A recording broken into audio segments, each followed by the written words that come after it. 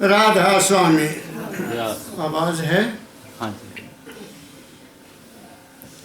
कबीर साहब को आदि संत कहा गया है और वो फकीर को क्या याद करते हैं। मैं फकीरी में पसंद करता हूँ और कुछ नहीं। कबीर आदि संत होने के कारण उन्होंने बाबा फकीर के बारे में पहले बता दिया। कबीर भक्ति सफल है जे गुरु मिले फकीर, ये उन्होंने लिखा है। कबीर भक्ति सफल है जे गुरु मिले फकीर, मन के संशय निवार कर निर्मल करे शरीर। वो मन के सारे संशय निकाल देता है। फकीर जो होता है वो सब निकाल देता है। इसलिए मैं नवाता हूँ उस महान पुरुष को। अब कुछ कहना चाहता हूँ, उसको पकड़ने की कोशिश करना। जब ये मानवता मंदिर बन गया, ये बिल्डिंग जब बन गई तो सोचने लगे कि इसका नाम क्या रखें। जो उस वक्त के ट्रस्टी थे वो कोई नाम बताए, कोई नाम बताए। महाराज जी ने कहा नहीं, ये कोई नाम नहीं है, इसका नाम रखना है मानवता मंदिर। इंसान बनो, क्योंकि इंसानियत सबसे ऊंची है। इंसानियत सबसे ऊंची है। एक ड्राइवर था, उसने एक ट्रक खरीद लिया और उस पर लिख लिया मनुष्य बनो। तो लोगों ने उसको पूछना क्या हम मनुष्य नहीं हैं? उससे झगड़ा करना, ये क्या लिखा है? तो वो महाराज जी के पास आ गया। तो महाराज जी कहते महाराज जी मैं तो चक्कर में फंस गया, मैंने लिख दिया मनुष्य बनो। तो वो मुझे पूछते हैं, कहते हैं हाँ बेटा आपकी बात ठीक है, वो नहीं समझते मनुष्य कौन होता है। पहली बात ये कि मानव कौन है। हजूर बाबा फकीर ने भी कई दफ़ा कहा कि मैं भी अभी पूर्ण मानव नहीं बना। मैं महसूस करता हूँ उस बात को कि वो कहाँ से बोल रहे थे। मानव तब बनेगा जब वो पूर्ण रूप से अपने आप में आ जाएगा, सारी दुनिया भूलकर, किसी को नहीं मानता। वो केवल उस सोर्स को मानता है जहाँ से वो आया है। बस उसके साथ उसका लगन जब हो जाता है, पूर्ण हो जाता है, तब वो मानव बनता है, जब वो इंसान बनता है। और उस इंसान के लिए दूसरा कोई जन्म है ही नहीं। क्या कहा मैंने? लेकिन जो हम लोग हैं, हम तो इतना भटके हुए हैं, हम तो इतना परेशान हैं मन के मारे हुए। कभी कहाँ भागे हुए हैं, कभी भागे, कभी कहाँ भागे, कभी कहाँ भागे। क्यों भागे? क्योंकि हमें इच्छा है, हमें कोई ना कोई कामना है। हमने उस मालिक के ऊपर विश्वास ही नहीं किया कि जिसने हमें भेजा उसने हमारे खाने का इंतजाम पहले किया हुआ है। उसने तो सारा कुछ पहले किया हुआ है। गर्भवास में खबर लेते हैं, बाहर क्यों बिसरे? कबीर साहब ने जहाँ तक कह दिया कि माँ के गर्भ में तू बैठा था, जब लटका हुआ था, तब भी तेरी सेवा होती थी। तुम्हें खाने को मिलता था, पीने को मिलता था, सांस भी लेता था। तो बाहर जा करके उसको भूल गया जिसने तेरी तब देखभाल की। अब क्या वो नहीं करेगा? वो करता है, लेकिन हमारा मन हमें चैन नहीं लेने देता। इसलिए हम संसार में दुखी हैं। हम कुछ भी पाना चाहते हैं, चलो जहाँ नहीं वहाँ मन्नत मान लेते हैं, वहाँ मन्नत मान लेते हैं, हमारा ये काम हो जाएगा, हमारा ये। कुछ नहीं होने वाला है, ये सिर्फ मन के भुलेखे हैं। इसलिए कबीर साहब ने एक बहुत अच्छा शब्द लिखा, वो मैं आज आपको सुनाता हूँ। वो शब्द में क्या कहते हैं? अनघड़िया देवा कौन करे तेरी सेवा। जिसको किसी ने नहीं बनाया, जो खुद है, खुद अपने आप में है, उसकी पूजा कोई नहीं करता। सब दुनिया भटकी हुई है, जगह जगह मंदिर, जगह जगह तीर्थ स्नान, ये क्या बने, ये हमारे को भटका रहे हैं, हमारा रास्ता, हमारे रास्ते को रोक रहे हैं। इसलिए ऐ इंसान, तू केवल उस पर विश्वास करके बैठ जा, तेरे सारे काम अपने आप होते जाएंगे।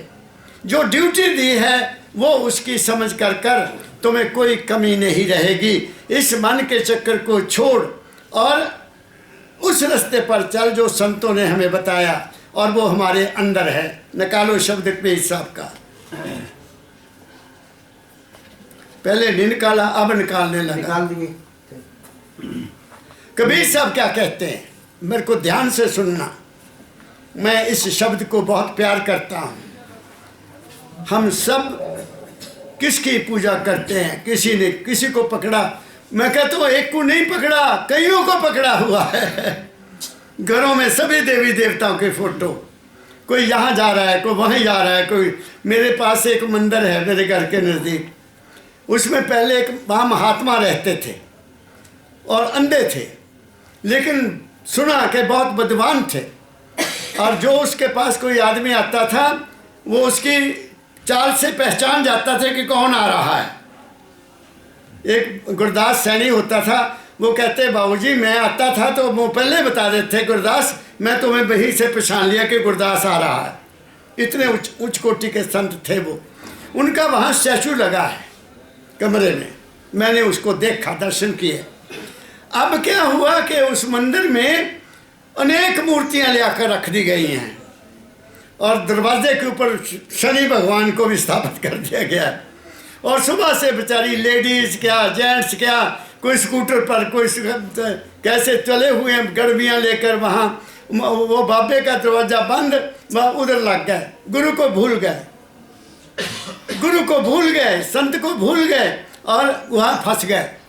उन पर तरस आता है कि ये क्या कर रहे हैं। सुनो क्या कहते हैं कबीर साहब, क्या कहते हैं, मैं उसको आपके सामने पेश करता हूँ, बोलो। कबीर साहब की शब्दावली भाग दूसरा। अनगढ़िया देवा कौन करे तेरी सेवा। वो कहते हैं कि ऐ मालिक, उस परम तत्व को कह रहे हैं, तेरी सेवा कौन करे। क्यों क्यों क्यों कौन करे? क्योंकि किसी ने बताया नहीं, सब अज्ञानी हैं, कोई बताता ही नहीं।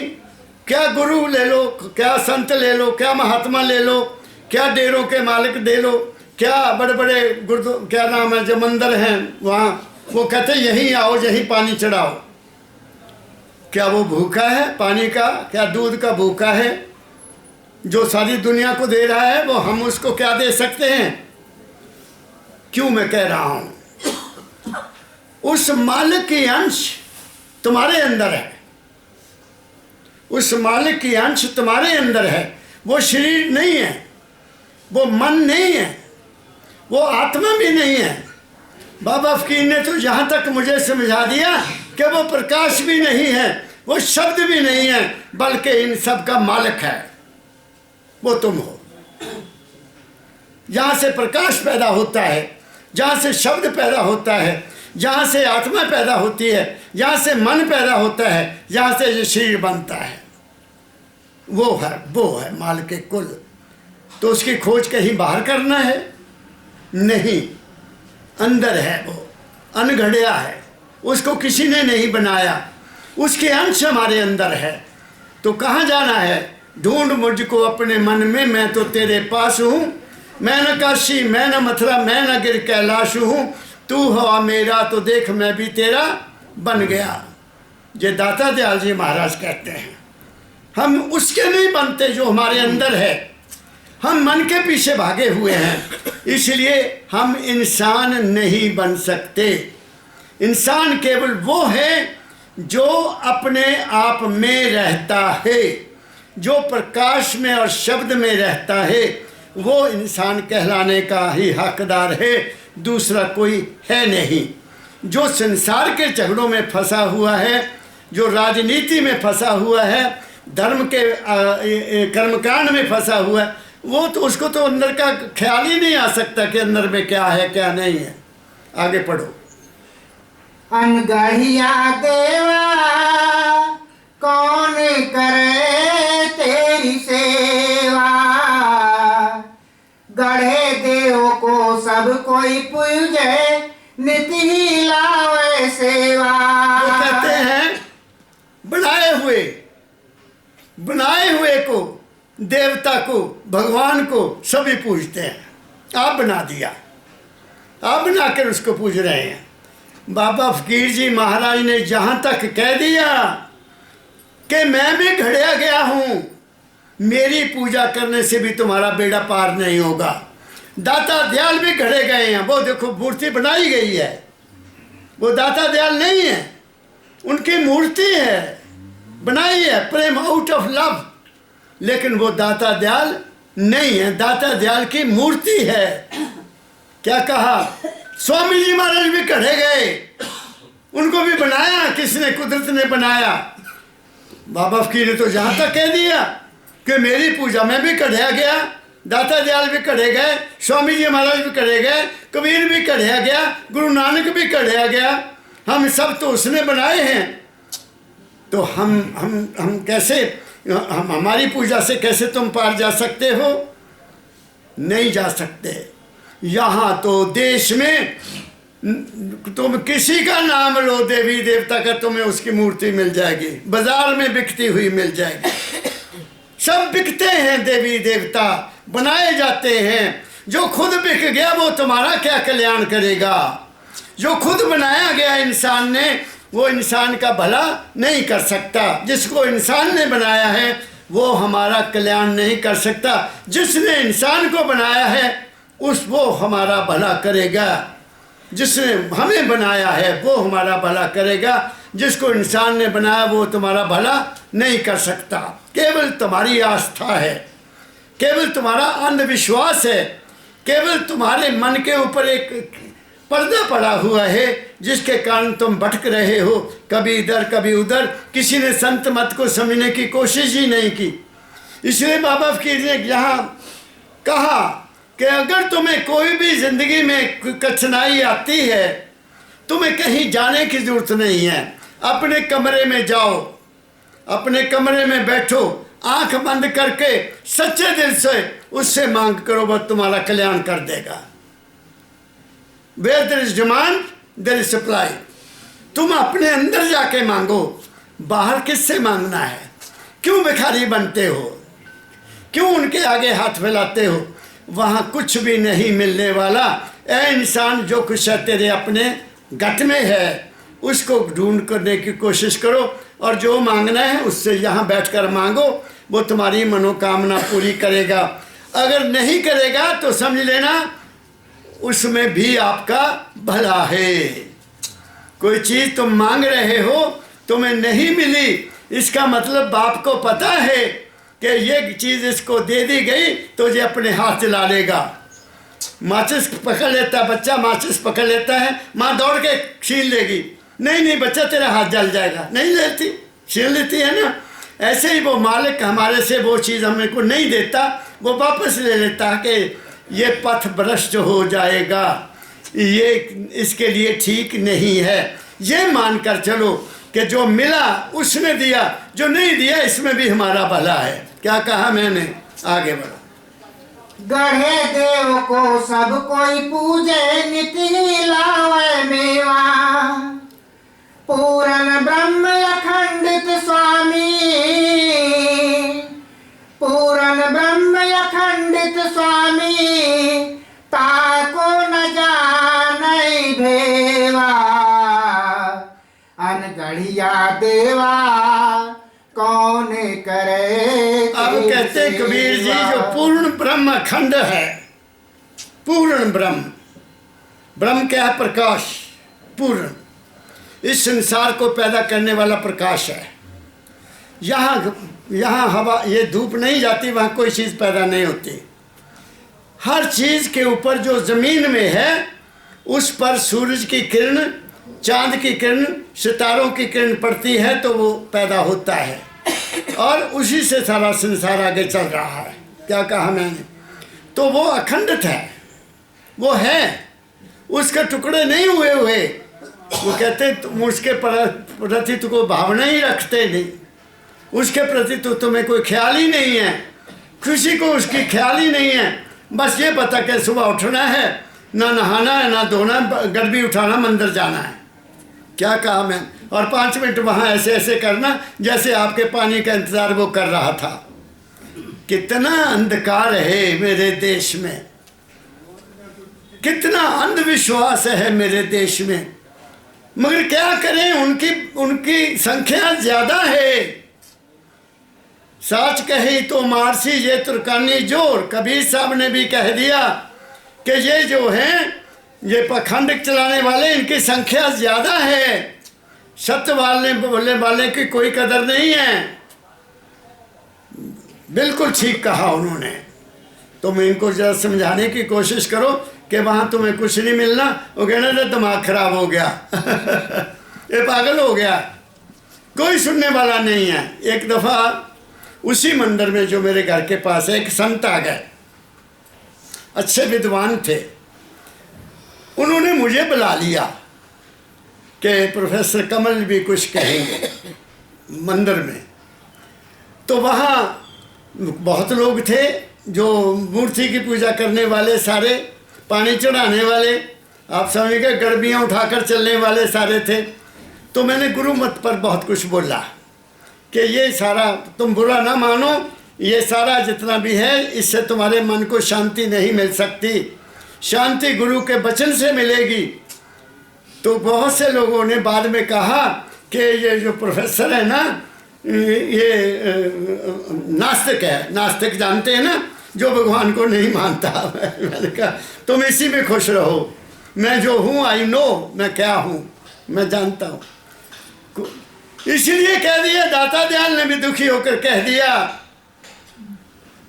वो भी लिखे हैं, बेदार होके कहता हूँ ताबीर ख्वाब की, मैं जानकर समझकर उस जगह की खबर दे रहा हूँ, लेकिन सुनते नहीं है गाफिल दुनिया के मेरा कलाम। दुनिया के लोग मेरी बात को सुनने के लिए तैयार नहीं हैं। इसलिए उन्होंने बाबा फकीर को कहा कि ये दुनिया जो है ये मेरी वाणी को नहीं समझ सकती, आपने इसको क्लियर कर जाना। बाबा फकीर ने बिल्कुल क्लियर कर दिया कि जो कुछ है ऐ इंसान तेरे अपने गट में है, अपने आप की खोज कर ले, अपने आप को जान ले, तू उसको जान जाएगा। क्या कहा मैंने? बाबा फकीर जी ने एक छोटी सी किताब लिखी थी, ईश्वर को जानना है तो अपने आप को जानो, उसकी मैंने ट्रांसलेशन किया हुआ है, to know God know thy self. उसको जानना है तो अपने आप को जान लो, वो तुम्हारे अपने गट में है। क्या कहा मैंने? मगर कहाँ, मन को कहाँ चैन लेने देता है।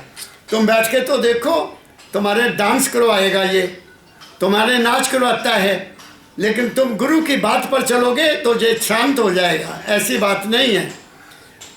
गुरु मंत्र में बहुत बड़ी शक्ति है, गुरु के नाम में बहुत बड़ी शक्ति है। ये नाम भाग्यशाली को मिलता है, ऐसे नहीं मिलता। क्या कहा मैंने? कोई किसी को जाप सुन कर करो, जिसका भी मर्जी करो, लेकिन अपने आप को यहाँ लाने की कोशिश करो। आगे चलो। 10 अवतार निरंजन कहिए, सो अपनो ना होई। 10 अवतार निरंजन कहिए, सो अपनो ना होई। 10 अवतार माने गए हैं हमारे शास्त्रों के मुताबिक। मच्छ, कच्छ, बरा, वामन, नरसिंह, ऐसे ऐसे चलते हैं। फिर राम, फिर कृष्ण, फिर बुद्ध, ये 10 अवतार माने गए हैं। इनका भी कल्याण नहीं हुआ। लिख दिया स्वामी जी, लिखा कि राम भी नहीं वहां पहुंचा, कृष्ण भी वहां नहीं पहुंचा, ऋषि भी वहां नहीं पहुंचे। किताब निकाल के देखो, मैंने पढ़ा है सारा, सबका खंडन कर दिया, क्योंकि सबने मन का खेल खेला, सबने मन का खेल खेला। तो राम की कहानी देख लो सारी की सारी। बेशक हम मूर्ति बनाकर जितनी मर्जी पूजा करें, मैं उसका विरोध नहीं करता, क्योंकि सबकी अपनी आस्था है, सबका अपना विचार है। लेकिन क्या एक मूर्ति पूजा करने से तुम वहाँ पहुँच जाओगे? क्या तुम इंसान बन जाओगे? क्या तुम शहंशाह बन सकते हो? क्या तुम राजा बन सकते हो? नहीं बन सकते। राजा वो है जिसको कुछ भी नहीं चाहिए। फकीर वो है जो कभी ऐसे हाथ नहीं करता, उसका इंतज़ाम अपने आप होता रहता है। क्या कहा मैंने? तुम जरा चल के तो देखो इस रास्ते पर, तब तुम्हें पता चलेगा कि असलियत क्या है। बाकी सब धोखा है, फ्रेब है। ये अवतार भी आए, अपना अपना काम करके चले गए, उनका अंत देखो क्या हुआ। उन्होंने भी अपना कर्म भोगा, उन्होंने भी अपना कर्म भोगा। जब युद्ध खत्म हो गया, महाभारत का युद्ध खत्म हो गया, तो भगवान कृष्ण जी क्या नाम था उसका, कंधारी के पास गए, अफसोस करने के लिए गए। कंधारी अफसोस हुआ कि सारा कुछ नष्ट हो गया। तो कंधारी के शब्द हैं वहाँ कि कृष्ण तू जिम्मेदार है मेरे परिवार का नाश करने वाला, मैं तुम्हें श्राप देती हूँ कि तेरे परिवार का भी ऐसे ही नाश होगा। और कोई यादव नहीं बचा।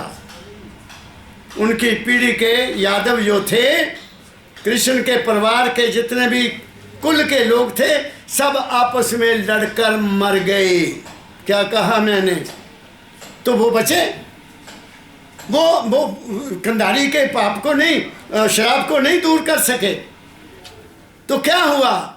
वो लिखा ललाट मिटे नहीं तारा, भावी को कौन मटन हारा। कोई अवतार भी नहीं बचा, कोई संत भी नहीं बचा, कोई महात्मा भी नहीं बचा।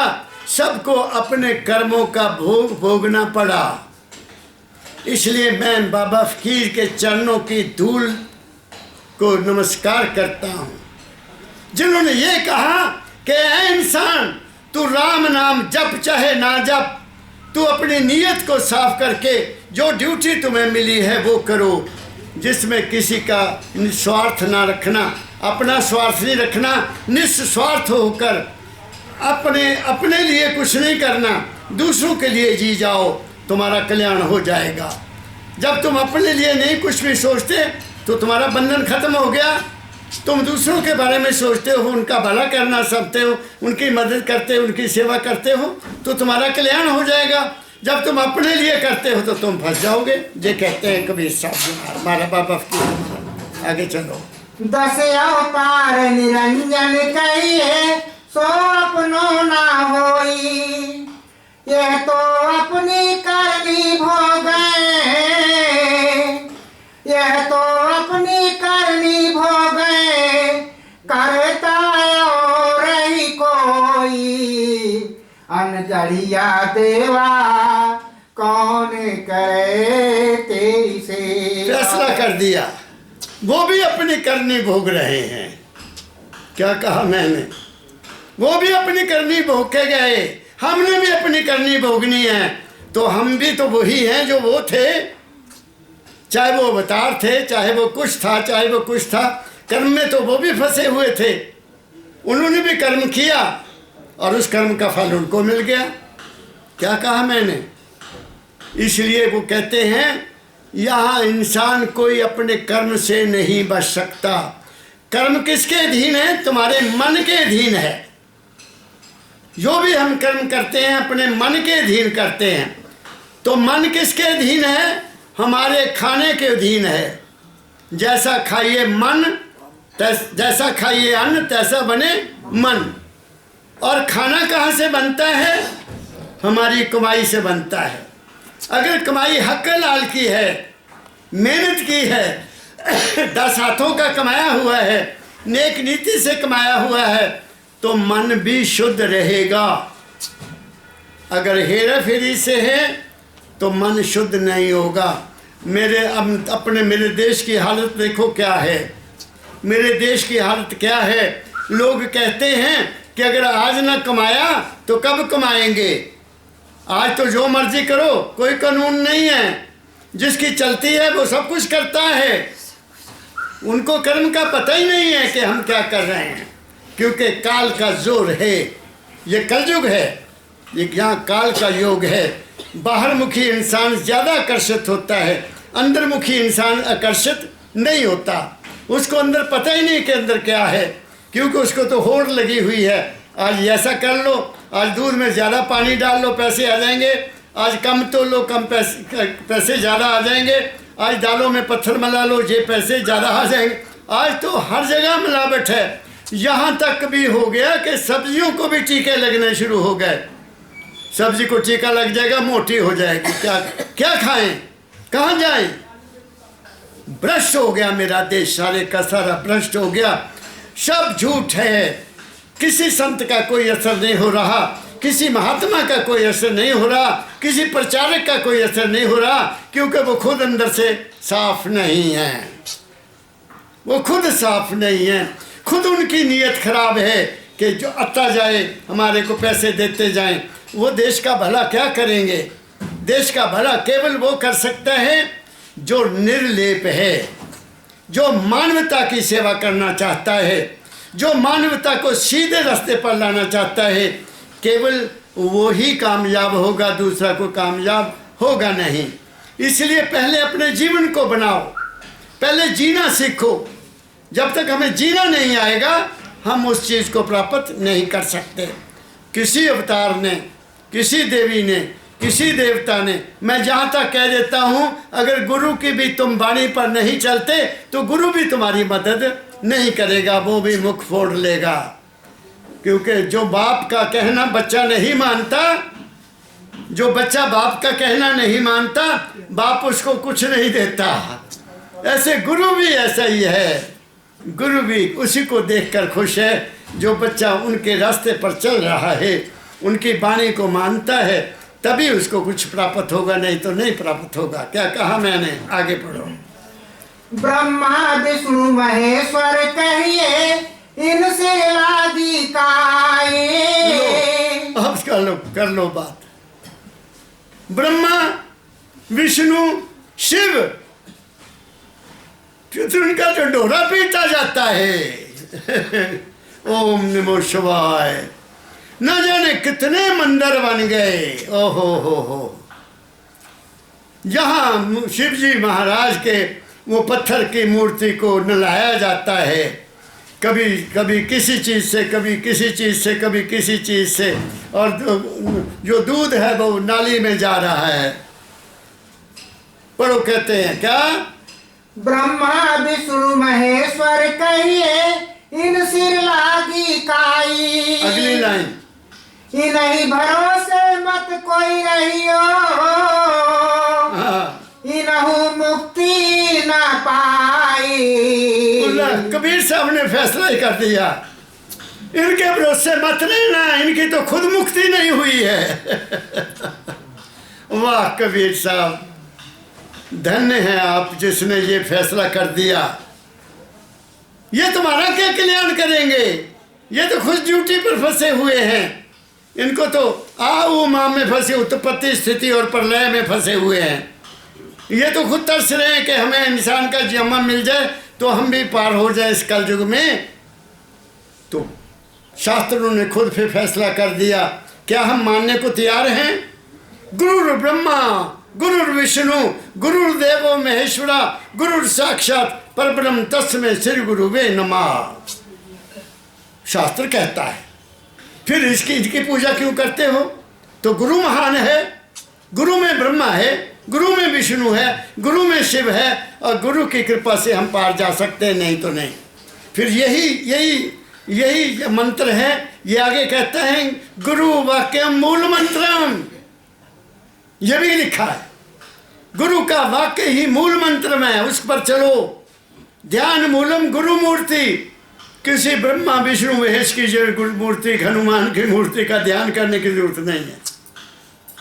ध्यान मूलम गुरु मूर्ति, पूजा मूलम गुरु पदम, और फिर मोक्ष मूलम गुरु कृपा। गुरु ही बताता है कि बच्चा ये ब्रह्मा क्या है, ये विष्णु क्या है, ये शिव क्या है, और परब्रह्म क्या है। तू इन सब से ऊंचा है, वो तेरे सेवा में लगे हुए हैं। तू उनको समझने की कोशिश कर। ये मूर्ति तुम्हारा कल्याण नहीं करेगी, क्योंकि वो तो खुद फंसे हुए हैं। किसी मूर्ति का नाम ले लो, आप मुझे बताओ, किसी देवता का नाम ले लो जिनकी पूजा हम करते हैं, क्या वो पार हो गए? अगर पार नहीं हुए तो मतलब वो मूर्ति में बैठे हैं। तो उनका कल्याण नहीं हो। कहते ना उनमें प्राण प्रतिष्ठा कर दी गई, उनमें प्राण आ गए। प्राण आ गए तो मूर्ति बोलती क्यों नहीं? मेरी बात का जवाब क्यों नहीं देती? मुझे देखती क्यों नहीं? मुझे रोकती क्यों नहीं कि बुरा काम नहीं करना? क्या कहा? वो मूर्ति क्यों कहती मेरे सिर पर क्यों तुम ये शहद डाल रहे हो, ये क्यों दूध डाल रहे? वो रोके तो सही हमें। वो कहे कि बच्चों को दूध पिलाओ, ये शहद घर में रखो, तुम्हारे काम आएगा। कोई नहीं कहती, कोई मूर्ति नहीं बोलती है। अफसोस कि हम मिसगाइडेड हैं लोग, हम सब पदभ्रष्ट हो गए हैं। हमने संतों का कदर नहीं किया, हमने महापुरुषों का कदर नहीं की, हमने वाणी की कदर नहीं की। वाणी की कदर भी हम नहीं करते हैं। वहाँ तो कह दिया है, वाणी में तो लिखा है, क्लियर लिखा है, गुरुवाणी में लिखा है, सो क्यों सिमरे नानका जो जम्मे ते मर जाए। तू उसको क्यों याद करता है जो पैदा हुआ और मर गया? सोई सिमरो नानका जो जल थल रहा समाए। नानक कहते हैं तुम केवल उसको याद कर, तू केवल उसकी भक्ति कर, तू केवल उसका नाम का जाप कर जो जल थल हर जगह पर व्याप्त है, हर जगह पर वो दायम और कायम है। तू उसको क्यों नहीं मानता? तो क्यों ये पड़ा हुआ है, कभी किसी की पूजा, कभी किसी की पूजा, कभी किसी की पूजा? खंडन किया है, संतों ने भी खंडन किया, गुरु साहबान ने भी खंडन किया है। वो काहे रे बन खोजन जाई, अशोक ने शब्द सुनाया हुआ, काहे रे बन खोजन जाई, सर्वनिवासी सदा अलेपा तेरे संग समाई। वो तेरे संग है, हमेशा तेरे संग। फिर बताओ तो हम क्या कर रहे हैं? हम गुरु के कहना भी नहीं मान रहे, तो हमारा कल्याण कैसे होगा? वो तेरे घट में है, कह सके। तुलसी साहब जी महाराज ने कह दिया, घट में है, सूझत नहीं, लानत ऐसी जिंद। तुलसी संसार को हुआ मोतिया पिंड। बताइए तो इससे परे और संत क्या आवाज उठाएं? क्या हमें कान से पकड़कर समझाएं? केवल वाणी गुरु है, उस वाणी को पकड़ो, उसका चिंतन करो कि ये संत महापुरुष ने क्या कहा है, क्यों कहा है, हमारे भले के लिए कहा है कि ऐ इंसान तू माल के कुल की अंश है, तू भिखारी मत बन, जो जगह जगह ठोकरे मत खा, अपने आप में ठहरने की कोशिश कर, तू इंसान बन के जी दुनिया में। इसलिए इंसानियत का झंडा लहरा रहा मानवता मंदिर में। क्या कहा मैंने? इसका नाम कोई स्पिरिचुअली सेंटर नहीं रखा, बाबा फकीर ने कोई ऐसा धार्मिक नाम नहीं रखा इसका, ताकि जो आए उसको ये याद हो कि ये मालिक के कुल ने हमारा नाम रखा है, हमारे लिए रखा है। क्या कहा मैंने? लेकिन हम नहीं परवाह करते इस बात की। आगे, जोगी जति तपी सन्यासी आप में लड़िया, जोगी जति तपी सन्यासी आप में लड़िया, कहाँ कबीर सुनो भाई साधो, कहाँ कबीर सुनो भाई साधो, सबद लखे सोई तरिया। महाराज जी कबीर साहब कहते हैं, किसी धर्म का नाम ले लो, किसी जोगियों के डेरे का नाम ले लो, ये तपस्वियों का नाम ले लो, ये नागों का नाम ले लो, ये मंदिरों का नाम ले लो, सब आपस में लड़ रहे हैं। डेरों का नाम ले लो, डेरे, मैं और कहाँ जाऊं? मैं तो राधा स्वामी मत के डेरों का हाल देखा है। एक गुरु के चेले दूसरे गुरु के चेलों को देखकर खुश नहीं है। क्या कहा मैंने? उनमें आपस में प्रेम नहीं है, गुरुओं का आपस में प्रेम नहीं है, जोगियों का आपस में प्रेम नहीं है, जतियों का प्रेम में प्रेम नहीं है। सन्यासी अपने आप को बड़ा समझते हैं, जोगी अपने आप को बड़ा समझते हैं, तभी अपने आप को बड़ा समझ, ये सब बड़ाई में पड़े हुए हैं, सब बड़ाई में पड़े हुए हैं। किसी को कुछ नहीं मिलेगा। वहाँ तो ये है, संतों की वाणी क्या कहती है? मिटा दे अपनी हस्ती को अगर कुछ मर्तबा चाहे, कि दाना खाक में मिलकर गुले गुलजार। मिटा दे अपनी हस्ती को, अगर कुछ मर्तबा चाहे कि दाना खाक में मिलकर गुले गुलजार होता है। कोई भी वृक्ष ले लो, उसके हर बीज में पूरा दरख्त होता है, लेकिन वो दरख्त भी बना नहीं जब तक मिट्टी में नहीं जाएगा। मिट्टी में चला जाएगा, सूरज की मदद होगी, सितारों की मदद होगी, फिर गर्मी से वो फलेगा और फूलेगा और बड़ा दरख्त बन जाएगा, हमें फल भी देगा, फूल भी देगा। क्या कहा? जो पहले ही बड़ा बन गया कि मैं आचार्य हूँ, मैं गुरु हूँ, मैं संत हूँ, मैं महात्मा हूँ, वो तो गया। क्या कहा मैंने? इसलिए मैं हमेशा कहता हूँ कि मैं संगत का सेवक हूँ भाई, मैं कुछ नहीं बना। मैं बाबा फकीर की शिक्षा का मानने वाला हूँ और उस पर चलने वाला हूँ।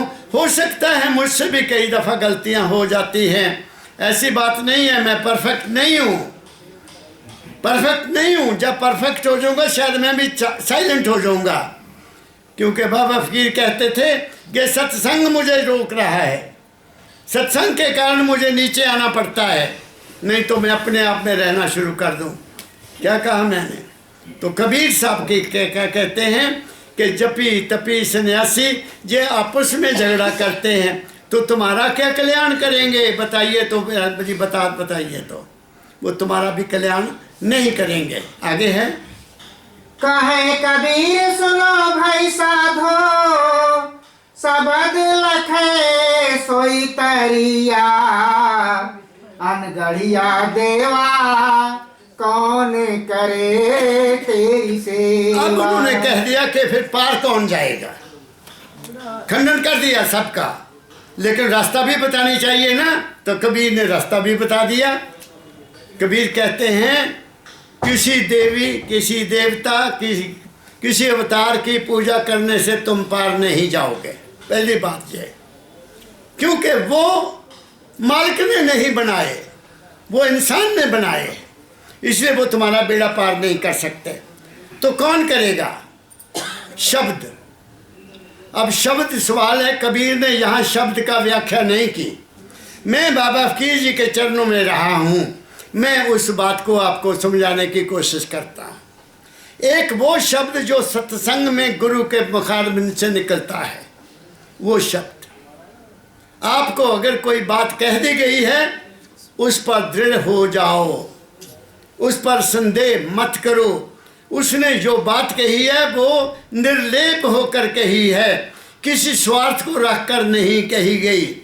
उन गुरु का कोई स्वार्थ नहीं होता, वो तुम्हें बढ़ता हुआ देखना चाहते हैं, वो तुम्हें हर तरह से तरक्की करता हुआ देखते हैं, इसलिए वो अपने उस स्थान से बैठकर आपको गाइड कर देते हैं, बेटा इधर नहीं जाना, इस रास्ते पर चलना, और जो कुछ है वो तुम्हारे अपने अंदर है। पहली बात, बाहर मुखी से वो वहाँ पे अपने अंदर करते हैं, एक बात। दूसरी बात, वो हमें सारा ज्ञान देते हैं कि अंदर है क्या, हमारे अंदर है क्या।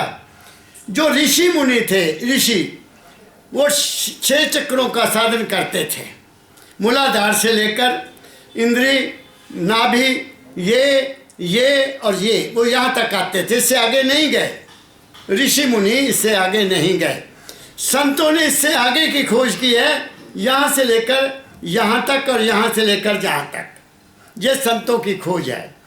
दुनिया में अगर जीते रहना, दुनिया में अगर तरक्की करना है, दुनिया में अगर नाम प्राप्त करना चाहते हो, धन प्राप्त करना चाहते हो, विद्या प्राप्त करना चाहते हो, ज्ञानी बनना चाहते हो, आत्मज्ञान प्राप्त करना चाहते हो, तो यहाँ से लेकर यहाँ तक 5 केंद्र हैं, 5 केंद्र हैं जिनके नाम संतों ने रखे हैं।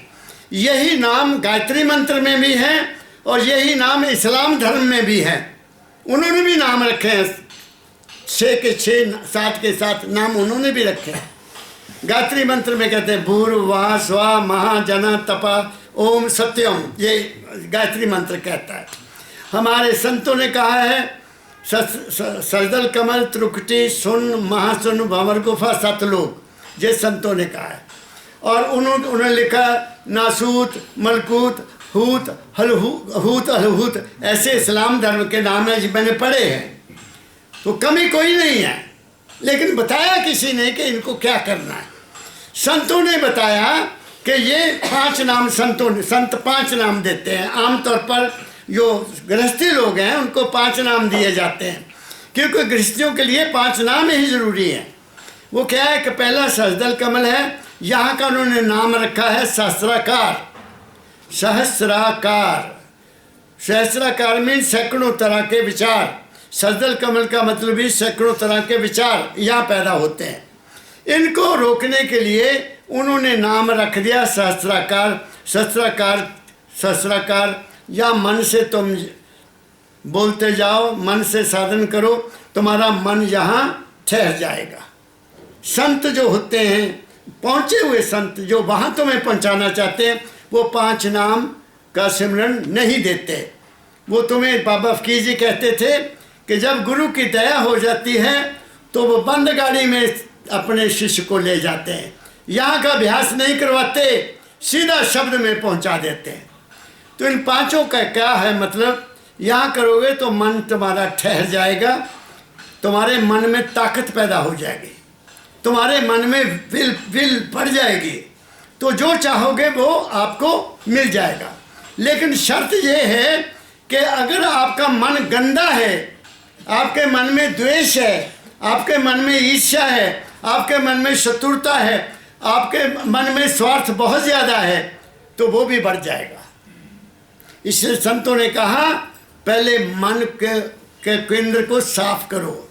किसी के बारे में कुछ नहीं सोचना, किसी का बुरा नहीं सोचना, किसी की चुगली निंदा नहीं करनी, किसी की बुराई नहीं देखनी, और किसी की एक दूसरे से बात नहीं करनी। उन्होंने ये भी कह दिया, 3 कंडीशन लगा दी संतों ने। 3 कंडीशन लगाई कि पहले दुनिया को नहीं देखना, दुनिया को देखना बंद करो। नंबर 2, अगर देख लिया तो सुनो मत, कोई क्या कह रहा है, क्या बातें कर रहा है, उसको सुनो मत। अगर सुन लिया तो फिर आगे किसी से बात मत करो, उसको अपने आप में ही रखो। क्या कहा मैंने, ये 3 नियम हैं। देखो मत, देख लिया तो सुनो मत, सुन लिया तो किसी से बात मत करो, तुम उसके हिस्सेदार बन जाओगे। ऐसा करने से क्या होगा, तुम्हारा मन जहाँ ठहर जाएगा और तुम्हें ताकत मिलेगी, तुम्हारे मन में विल पावर आ जाएगी। जो स्टूडेंट्स पढ़ने वाले होते हैं, मुझे अपना पता है, हम जब पढ़ते थे दुनिया को भूल जाते थे, लिख रहे हैं कोई पता ही नहीं दुनिया का, यहाँ से यहाँ सब कुछ है, यहीं से लिखते थे और बढ़िया पास पास पास पास, कभी ज़िंदगी में फेल ही नहीं हुए। क्या कहा, क्योंकि यहाँ से बैठ कर पढ़ते थे, दुनिया का ख्याल ही नहीं है। बुक्स ओनली, किताबें, पेन पेंसिल, बस और कुछ नहीं। क्या कहा मैंने, तुम क्यों नहीं तरक्की करोगे, करोगे। दुनिया की कोई ताकत तुमको रोक नहीं सकती, क्योंकि तुमने शरीर को भी भूल गए पढ़ते पढ़ते, तुम्हें पता ही नहीं बाहर क्या हो रहा है। क्या कहा मैंने, पहली स्टेज ये है। दूसरी वो है त्रिकुटी का। यहाँ 3 चीज़ें हैं, ध्यान, ध्याता और ध्येय। ध्यान मैं कर रहा हूँ, ध्याता मैं हूँ, मैं ध्यान करने वाला हूँ ध्याता, और ध्येय मेरे गुरु का रूप। 3 चीज़, इसलिए इसको त्रिकुटी कहा गया, 3 कोणों वाला कहा गया। तो यहाँ अगर आप ध्यान करेंगे तो जिसका नाम सिमरन कर रहे हो वो गुरु है, वो गुरु को तुम याद कर रहे हो, उसका रूप तुम्हारे अंदर आ जाएगा। और जब रूप आ गया तुम्हें विवेक हो जाएगा, तुम्हें समझ आ जाएगी, तुम्हारे अंदर का ज्ञान चक्षु खुल जाएंगे और तुम किसी का बुरा नहीं करोगे, और तुम्हें सच और झूठ का पता लग जाएगा। इससे भी तुम्हारा कल्याण हो जाएगा, तुम्हें विवेक हो जाएगा। यहीं से सब शास्त्र लिखे गए हैं, यहीं से सब ज्ञान निकला है, विज्ञान भी यहीं से निकला है, सब कुछ यही। तो तीसरी जगह, दूसरी जगह पर जाकर दुनिया ने ये सारी तरक्की की है। नंबर 2, तीसरा है सुन। सुन में एक आवाज़ आती है, ये दूसरी जगह पर लोगों को, किसी को ओम की आवाज़ सुनाई देती है, किसी को बादल की गरज सुनाई देती है। ये अलग अलग हमारी प्रकृति के अनुसार हमें आवाज़ सुनाई देती है। इसकी परवाह नहीं करना, इसकी परवाह नहीं करना कि क्या चलता है। यहाँ गुरु का दर्शन करो और मस्त हो जाओ। क्या कहा मैंने, सुन में हमारा शीर सुन्न हो जाता है। महाशून्य में हमारा मन भी शून्य हो जाता है, वहाँ कुछ भी नहीं, अंधेरा है। और जब आप उठते हैं तो आपको मस्ती होती है, आनंद होता है, दुनिया सामने आती है कि हो मैं तो कहीं और था। क्या कहा?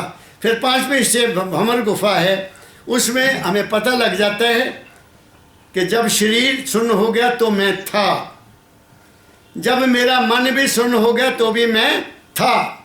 मैं तो था ना, शरीर नहीं, शरीर शून्य है, शरीर की कोई पता नहीं है, तुम हो। जब मन भी चला गया, मन भी शांत हो गया, कोई विचार नहीं है, कोई मूर्ति नहीं है, कुछ भी नहीं है, तो बाहर आरंग सारंग की एक आवाज़ सी आती है। मैंने तो वो भी नहीं सुनी, सच्ची बात बताता हूँ। तो तुम्हें पता लग जाता है कि ना मैं शरीर हूँ ना मैं मन हूँ, तो मैं क्या हूँ? प्रकाश।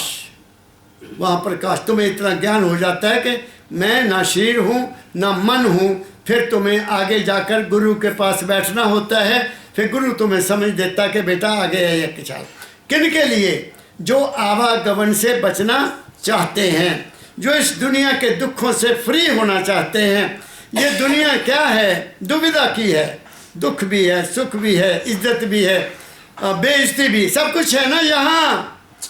यहाँ क्या नहीं है? अगर आज सुख है तो कल को दुख भी आ जाएगा, अगर आज तंदुरुस्ती तो कल को बीमारी भी आ सकती है, आज बीमारी है कल को तंदुरुस्ती हो जाएगी। क्या कहा? ये दुविधा का संसार है, इससे निकलने का संतों ने रास्ता बताया।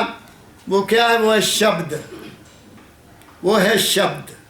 गुरु ने एक शब्द तुम्हें दे दिया, उसको हर जगह पर सुनने की कोशिश करो। बाबा फकीर तो जहाँ तक कहते थे कि हमारे शरीर के अंग अंग में शब्द हो रहा है, हमारे शरीर के अंग अंग में शब्द हो रहा है।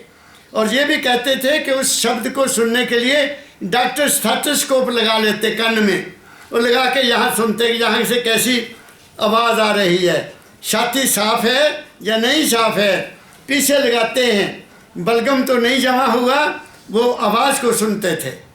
तो हर जगह हमारे केंद्र में आवाज़ है, जो असली आवाज़ है वो यहाँ है, वो यहाँ है, वो शब्द है। इसे पढ़ो, लास्ट लाइन क्या है? कहे कबीर सुनो भाई साधो, सबद लखे सोई तरिया।